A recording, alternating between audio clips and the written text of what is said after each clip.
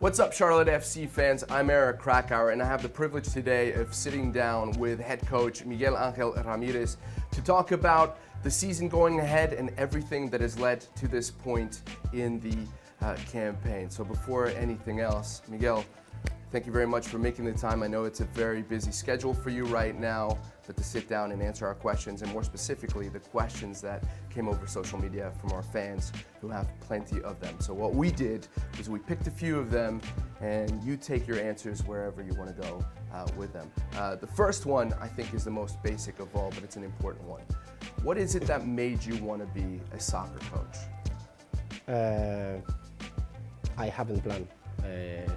So I remember that I was in a preseason in a club in Las Palmas, and one teammate was coaching already the under 15 on the same club. So he just asked for help and say, "Hey Miguel, you want to help me?" And I didn't think about to become a coach, but I started helping him, and I realized that doing that I could have both passion, let's say, like education and football, because I supposed to go to the university to study education. So yeah, finally I stayed there. I became fell in love with it. Yeah, and I was since 2021. This is a project that you are taking on right from the beginning. We look at the roster that has been built so far. We don't have designated players yet, but it looks like a very competitive team. And one of the things that you have done is you've brought in players that you've either coached or are familiar with. Alan Franco, who didn't get too much time at Atlético Mineiro, but was a Sudamericana winner with you and a general in your midfield, has arrived. Vinicius Melo, who you knew from Internacional, has also been brought in. Jordi Alcivar played for Liga in the same city as Independiente del Valle, and to some extent even Guzman Coru, who played for Nacional. You faced them in the Libertadores in 2020. Bringing in familiar faces, how does that accelerate the process of implementing your football blueprint? Because I do know that you have a very specific game model that you want to inculcate here. Before going, as you suggest, I can drive my answer wherever I want. Yeah, absolutely. So before that, I will go to the DPs and all this. Charlotte FC is not looking for names. It's looking for good players. We are working hard, and also because we need to be so accurate. Okay, we go for a DP. We don't want to bring a name. We want to bring a good player fitting this game model, and with a 360 view around the player. So how is the player, how he behaves, how he trains. He will be good for the city. He will adapt here or not. He will face difficulties, because it's a lot of money. So we need to be clever in our decisions. We need to be clever. Going to Franco, Jordi, Corujo, of course it helps, of course. But this is not something coming from Miguel. I mean, Miguel can add some names for the scouting department that the scouting department know already. Right. So they had Jordi Alcivar in their minds before I say it, and I put on the table. So we met and say, Jordi Alcivar, of course Jordi Alcivar, I like, you like, so. And the same with Franco, the same with Vini, the same with Corujo. So all the players were known by the scouting department. So it's not names that I put on the table. I know I want these players, and we had. No, it's not like that. I'm not the manager in this club that decides who is coming and who is not. But of course it helps. And Franco, for example, he knows already everything. So he will help me on the pitch with the teammates, explaining everything, because he knows. So I don't need to explain anything to Franco. Talking about Alan Franco being a guy who already knows your ideas, so he can basically explain them on the field. It's like having a coach on the field. What kind of other qualities, or perhaps one quality, do you think is undervalued and you believe is very important to a player that plays for you? Alan Franco is the best example. Franco is the best example. Franco was hired by Sampaoli because Sampaoli. Because Sampaoli is eyes, glasses. Franco is not a player that everybody can, whoa, this is a fantastic player. He's not. I mean, you need to see further, and Sampaoli was able to see some talent there and some ideas, and if you get far from the ball, because everybody is watching always on the ball and around the ball, what's happening around the ball. If you get far from there, even the coaches and the players, it's the power of the ball. Everybody's watching the ball, fans, players, coaches, and all the commentators, of course. So all the feedback, all the comments are around the ball. Right. But if you get far from there and you start to see how they behave on the pitch, how they are aware with the spaces, this is something that Ben Bender has, you know. And when you talk about the game with Ben Bender and he says, no, because I'm always aware in terms of time, space, teammates, opponents, say, hey, there's something different here. Right. So maybe they are not outstanding. I mean, they are not super fast players. They are not quick. They're intelligent. But they're quick here. I mean, IQ here. And Franco is this player that is always looking for the best space, for the best situation, for the best movement. So he's always aware. He's always thinking. He's not focused on the ball.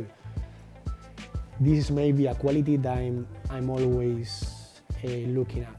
So footballing IQ. It's interesting you mentioned Ben Bender because I watched some videos and one of the things that I said to somebody was, it always looks like the ball finds him, which suggests to me that he's always where he needs to be to get the ball. And it's something that the people doesn't see, and they see the fast player, you know, the top scorer or the defender that wins a duel, but you have to have educated eyes to see that.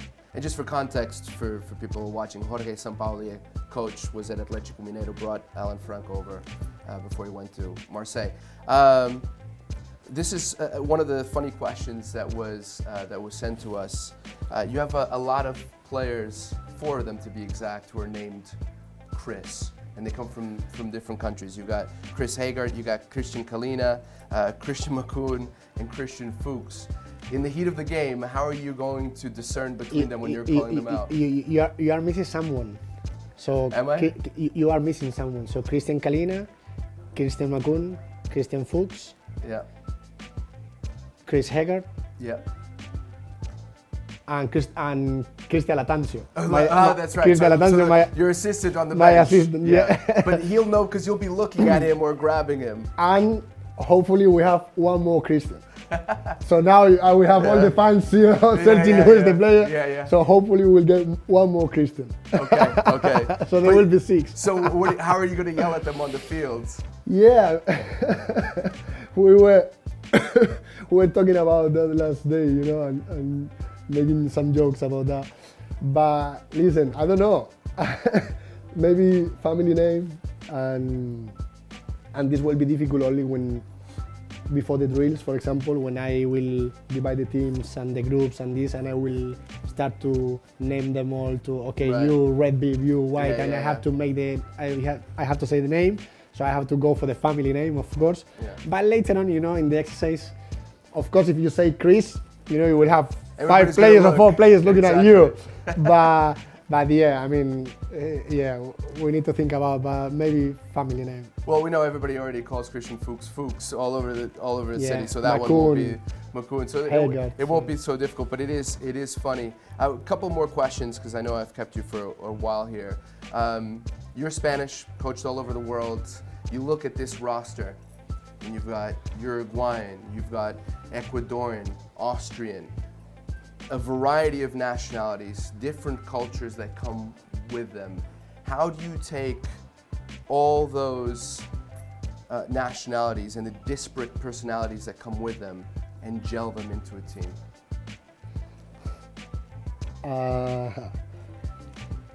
It will be tough, but I mean, this is my job from now as more than a coach, as a leader. And to lead them and guide them to the same path. And listen, if they decide to come, it's because they want to be here. This is something important also. I mean, the players that are not here is because they don't want to come. Okay? Or the players that we have or we had and they want to leave is because they don't want to be here. Right. This is important to clarify. So the players that are here is because they want to be here. So now there's something that is common. They want to be here. They want to join this project. And all of us will have a common goal, that is succeed to this team. I don't care the nationality, the language. Now we have all a common goal. All these guys coming, they want to succeed with Charlotte FC. Right. And they want to be happy here. And they know that it will be difficult because they are coming from different clubs, cultures, languages.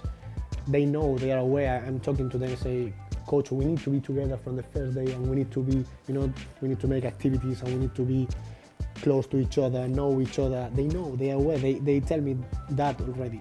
So I believe they are clever guys and good guys to think about that this is something that everybody needs to work for, and someone needs to add something to add for the team to build this team and this family. So we need to transform a group of players into a team.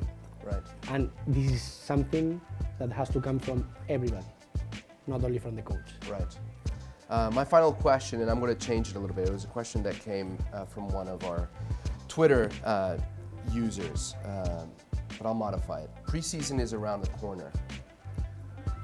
What are the players going to expect to see from you, or what should they expect to see from you when preseason starts? What are they going to find in Miguel Ángel Ramírez? They are finding already because I'm so intense. Yeah. So I met with almost all of them to show videos about the game model, to talk to them what I will request, the importance of his role or his position. So they already know me, and I'm so intense, and I love the trainings, each drill. So I'm so passionate in every training session. So they will find a passion coach and a passionate staff because they are all like me, and they will enjoy training with us. I mean, I know myself, and I know, and I wear the player's shoes, and I say, I would like to train like that, and I will learn in this way because they will learn about the game. There is something funny in Independiente del Valle. After few months in 2020 that we hired new players into the team, they start to study to become a coach, Oh, wow. And you could see some of them after the training with the tactical board discussing situation. Oh, wow. So I tell you, this is like a drag. I mean, they go crazy into the game. They want to learn, they want to discuss, and I don't know how many training sessions we stay after the end with a whiteboard or even with bottle of waters, discussing situation, but this is better like that with some group of players. So I expect that this will happen here as well, because the way of training and the way that we teach the game, it's infectious. Yeah, it is. And it's just contagious. Absolutely contagious. I remember when when Mexico was playing Ecuador here a few months ago, and I was looking at you in the suite, and you had the notepad out, and you were taking notes, and you were talking to Guzman Corujo. So the coaching had already begun. Miguel, pleasure to talk to you. Thank you very much. I hope we do this again throughout the season. I know that everybody at home or wherever it is that they're watching this are very pleased. So thanks again. Thank you for having me.